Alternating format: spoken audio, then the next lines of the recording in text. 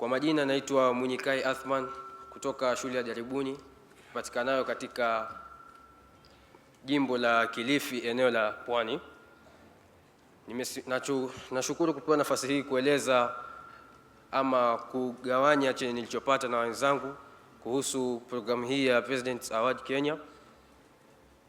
Katika programu hii sikuwahi tamani kwamba ningeweza kupata kitu ambacho hakingekuwa karibu na mimi, ila katika programu hii niliweza kujifundisha mambo matatu. Kuna section ya ukuzaji kipaji, section ya kuboresha mwili, section ya huduma kwa jamii.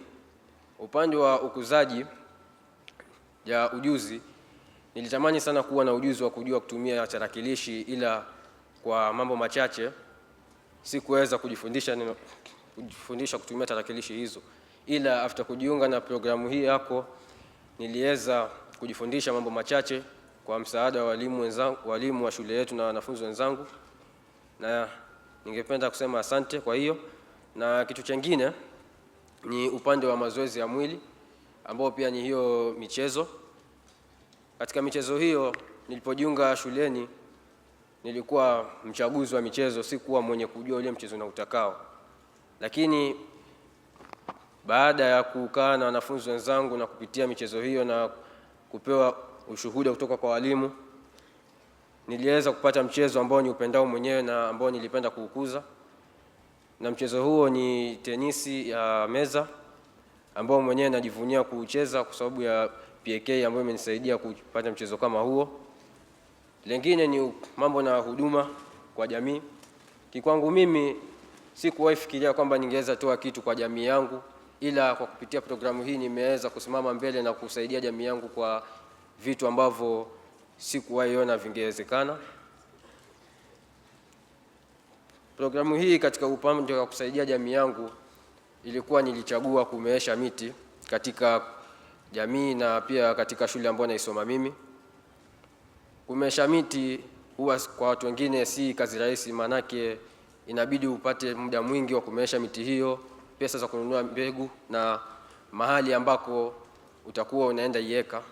Ila baada ya kujiunga na programu hii na kwa msaada wa mwalimu mkuu wa shuleni kwetu, tuliweza kupata nafasi ya kwenda katika hospitali ya Mbudzi ambayo iko karibu na shule yetu hapo Kilifi.